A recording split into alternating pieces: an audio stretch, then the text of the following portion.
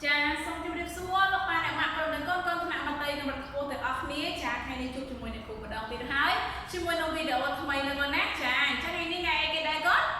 cha lo mình ta ngày đi cứ ngày sốc cha hay con từ óc mía sốc sbài con cha con cha đi cụ đang thay con từ óc mía con chỉ biết sốc phiền lo của con từ óc mía liên bài bàn nhập nhòa bẹt mắtไปcon trên từ kháng cái đây chân phơi con miền Nam mày lỏ phơi con mới sốc phiền lỏ cha chân conมันจะดำเนินในผู้สมานคล้ายๆคนต่างๆในบ้านสดับสนคนนะจะไงนี่คือไงซอกดับปรามร้อยคายบัตรธรรมศาสตร์นำเฉลยไตรสะปตสักการปีปอนปรามร้อย60ปรามไตรวันไงปีปรามบ้วนคายกะกะดาคือสักการปีปอนบักไผ่มวยจ้าจะเรียนรัฐไงซอกคือในครูไต่บ่เรียนก้นเรียนในคลาสก้นมีโดยจีกำนาบชมเรียนชิมวยในเรื่องนี้เตียนจังการพิสัปดาห์มดในครูบ้านบ่เรียนก้นปีเรื่องเตียนโดยรวมห้าจังในไงนี้สัปดาห์นี้ก็ในครูน้องๆก้นต่างๆนี้เรียนน้องปีเมเรียนกำนาบจ้าจังบนจบดาเมเรียนกำนาบทำไมแต่ว่าเยอะในครูส่งสรุปแล้วก้นมันเต็กแต่ต้องชิมวยในกำนาบยังจ้าจังตาการพิสัปดาห์มดអ្នកគ្រូបានបង្រៀនកំណាព្យកូនមានចំណងជើងអ្វីចាំអីគាត់អីគេគាត់ផលប្រយោជន៍អីគេចាល្អមែនតើគឺផលប្រយោជន៍សត្វគោចាហើយកូនទាំងអស់គ្នានៅចាំអីគាត់នៅចាំកំណាព្យមួយបទនេះហ៎ព្រោះកាលថ្ងៃមុនយើងបានជួបគ្នាតាមរយៈ Google Meet ហ្នឹងគឺអ្នកគ្រូបាននៅកូនទាំងអស់គ្នាបានរំលឹកពីបទផលប្រយោជន៍សត្វគោនឹងហើយអញ្ចឹងកូនទាំងអស់គ្នានៅចាំអត់អូខេឥឡូវកូនទាំងអស់គ្នាឥឡូវអ្នកគ្រូរាប់ដល់3អ្នកគ្រូនឹងសូត្រកំណាព្យជាមួយនឹងកូនទាំងអស់គ្នាអូខេ1 2 3កូញីកូឈ្មោះចាញ់ចំគ្មានចោលជួរអត់ដាច់ជួយគ្រប់ការងារផ្ដល់ឈាមនិងសាច់ឆ្អឹងស្បែកចាំបាច់ទាំងទឹកដក់ផងចាអរគុណច្រើនអូយកូនអ្នកគ្រូបកកាយមែនតើនៅចូលចាំកំណាព្យរបស់នេះបានយ៉ាងច្បាស់នេះកូនណាចាអញ្ចឹងឥឡូវយើងក៏លេងមកមើលកំណាព្យថ្មីរបស់យើងវិញចាអញ្ចឹងកំណាព្យរបស់អ្នកគ្រូនឹងរងកូនសូត្រទៅថ្ងៃនេះគឺមានចំណងជើងថាត្រូវធ្វើពលកម្មចាត្រូវធ្វើពលកម្មតើពលកម្មនោះគឺជាអីទៅចាពលកម្មនោះបើលើតាមស្រុកស្រែចម្ការគឺគេភ្ជួររាស់ដីគឺគេស្ទូងស្រូវគេច្រូតស្រូវនឹងគឺជាការធ្វើពលកម្មនៅពេលដែលយើងធ្វើពលកម្មធ្វើឲ្យយើងចេញញើសនៅពេលដែលយើងចេញញើសនឹងគេហៅថាការធ្វើពលកម្មបុកផ្ទះជូតផ្ទះលាងចានគ្រប់យ៉ាងនៅក្នុងផ្ទះយើងធ្វើការងារទូទៅក៏ដោយហ្នឹងក៏គេហៅថាពលកម្មដែរចាអញ្ចឹងថ្ងៃនេះអ្នកគ្រូនឹងនាំកូនសូត្រកំណាព្យបទថ្មីដែលមានចំណងជើងថាត្រូវធ្វើពលកម្មធ្វើអីទៅមើលណាតើឥឡូវអានជាមួយអ្នកគ្រូទាំងអស់គ្នាកំណាព្យត្រូវធ្វើពលកម្មដល់ទៀតកំណាព្យត្រូវធ្វើពលកម្មកូនអានឲ្យខ្លួនឯងមកចាអញ្ចឹងមុននឹងអ្នកគ្រូនាំកូនទាំងអស់គ្នា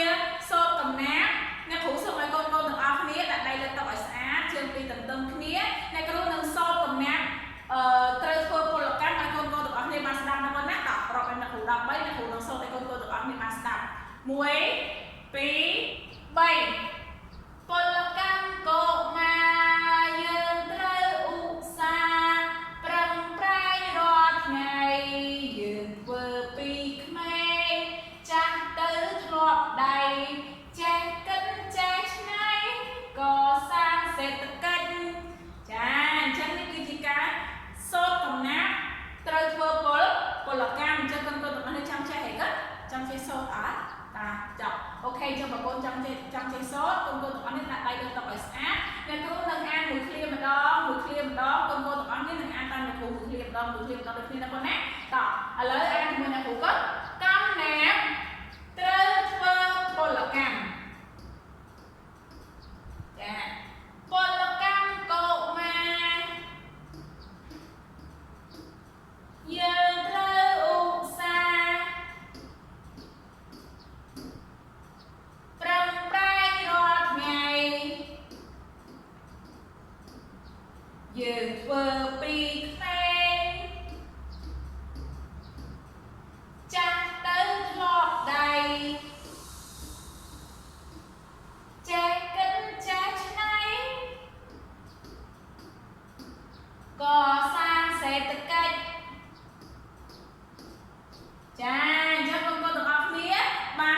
មួយអ្នកគ្រូមកឃ្លាម្ដង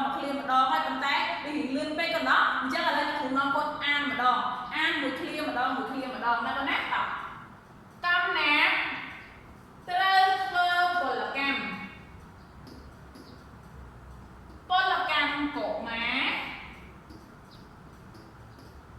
យើងត្រូវឧស្សាហ៍ចាអញ្ចឹងពលកម្មកុមារកូនទាំងអស់នេះត្រូវតែឧស្សាហ៍អញ្ចឹងបើយើងអត់ឧស្សាហ៍ទេយើងអាចធ្វើពលកម្មបានទេឧទាហរណ៍ថានៅក្នុងថ្នាក់រៀនយើងអញ្ចឹងកូនទាំងអស់គ្នាពេលខ្លះពេលកូនមកកូនទាំងអស់នេះយកខ្សែយកបញ្ជូនតុយកមកបុកថ្នាក់យកមកអីចឹងទៅអញ្ចឹងមានន័យថាតតកូនឧស្សាហ៍បានកូនអាចធ្វើពលកម្មបានព្រោះពលកម្មគឺយើងត្រូវប្រើកម្លាំងបើយើងអត់ប្រើកម្លាំងទេគឺយើងអត់បានធ្វើពលកម្មទេចាតទៀតប្រឹងប្រែងរាល់ថ្ងៃចាប្រឹងប្រែងនេះគឺយើងមិនធ្វើថ្ងៃហ្នឹងហើយស្អែកឡើងយើងអត់ធ្វើទេដូចអ្នកគ្រូបោះថ្នាក់ចឹងថ្ងៃហ្នឹងក៏អ្នកគ្រូបោះថ្នាក់អ្នកគ្រូជួបថ្នាក់ហើយស្អែកក៏អ្នកគ្រូទៅធ្វើដែរអញ្ចឹងមានន័យថាពលកម្មគឺយើងត្រូវធ្វើជារៀងរាល់ថ្ងៃយើងធ្វើពីក្មេងចាអញ្ចឹងកូនទាំងអស់នៅក្មេងចឹងកូនធ្វើតាំងពីក្មេងទៅចាស់ទៅធ្លាប់ដៃចានៅពេលដែលយើងធ្វើតាំងពីក្មេងធ្វើរហងៃទៅមានន័យថាវាជាទម្លាប់របស់យើងនៅពេលដែលយើងអត់បានធ្វើទេគេរំថាយើងភ្លេចអីម្យ៉ាងចឹងតោះតែយើងបានធ្វើបានយើងស្ងប់ចិត្តចឹងណាកូនណាចាចេះគិតចេះច្នៃកសាងសេដ្ឋកិច្ចចាតើអូខេឥឡូវវិញអ្នកគ្រូបាននាំកូនអានមួយឃ្លាម្ដងហើយអ្នកគ្រូបានបញ្យល់កូនទៀតឥឡូវអ្នកគ្រូនឹងនាំកូនទាំងអស់នេះអានជាមួយអ្នកគ្រូមួយឃ្លាម្ដងទៅតែម្ដងណាកូនណាតើពលកម្មកុមារយើងត្រូវឧស្សាហ៍ប្រឹងប្រែងរាល់ថ្ងៃយើងធ្វើពីក្មេងចាស់ទៅធ្លាប់ដៃចេះគិតចេះច្នៃកសាងសេដ្ឋកិច្ចចាអរគុណច្រើនកូនទាំងអស់គ្នាអញ្ចឹងកូនទាំងអស់គ្នាបានអានជាមួយអ្នកគ្រូបាន12ដងហើយឥឡូវអ្នកគ្រូនាំកូនសូត្រមួយឃ្លាម្ដងណាតោះពលកម្មកុមារយើងត្រូវឧស្សាហ៍ប្រឹងប្រែងរាល់ថ្ងៃយើងធ្វើពីក្មេងចាស់ទៅធ្លាប់ដៃចេះគិតចេះច្នៃកសាងសេដ្ឋកិច្ចចាអរគុណច្រើនកូនទាំងអស់គ្នាតើឥឡូវអ្នកគ្រូនាំកូនសូត្រម្ដងទៀតបន្តមកអ្នកគ្រូនឹងឲ្យកូនទាំងអស់គ្នារៀនសូត្រឲ្យអ្នកគ្រូស្ដាប់បានទេចាតើឥឡូវយើងព្យាយាមម្ដងទៀតដល់ពេលដែលយើងព្យាយាមអានហើយអានទៀតសូត្រហើយសូត្រទៀតនឹងធ្វើឲ្យការចងចាំរបស់កូនកាន់តែបានច្រើនកាន់តែបានល្អណាកូនណាតោះ1 2 3ពលកម្មកុមារយើងត្រូវឧស្សាហ៍ប្រឹងប្រែងរាល់ថ្ងៃយើងធ្វើពីក្មេងចាស់ទៅធ្លាប់ដៃចេះគិតចេះច្នៃកសាងសេដ្ឋកិច្ចចាអរគុណច្រើនតើឥឡូវអ្នកគ្រូនឹងចង្អុលឲ្យកូនទាំងអស់គ្នាសូត្រតែខ្លួនឯងកូនណាចាំប៉ុណ្ណាយកប៉ុណ្ណឹងណាកូនណាតោះ1 2 3កំណាព្យត្រូវធ្វើពលកម្ម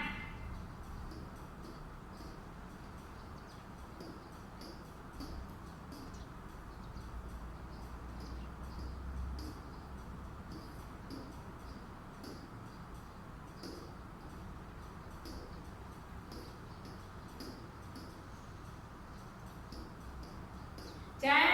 អរគុណច្រើនអូយកូនអ្នកគ្រូបកកាយមែនតើឆាំសឹមតែទាំងអស់ហើយត្រូវគេគាត់ចាតោះឥឡូវអ្នកគ្រូនឹងនាំកូនទាំងអ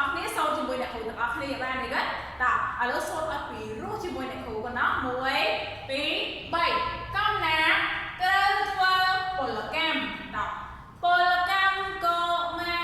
រយើងត្រូវឧស្សាហ៍ប្រឹងប្រែងរាល់ថ្ងៃយើងធ្វើពីក្មេងចាស់ទៅធ្លាប់ដៃចេះគិតចេះច្នៃកសាងសេដ្ឋកិច្ចចាអរគុណច្រើនកូនប្រុសទាំងអស់គ្នាសម្រាប់ការខិតខំប្រឹងប្រែងសូត្រតាមអ្នកគ្រូផងអានតាមអ្នកគ្រូផងអង្គុយស្ដាប់អ្នកគ្រូដោយរក្សាភាពស្ងៀមស្ងាត់ផងអូកូនសិស្សអ្នកគ្រូបកកាយមែនតើអញ្ចឹងការសូត្រកំណាព្យរបស់អ្នកគ្រូការបង្រៀនកំណាព្យរបស់អ្នកគ្រូ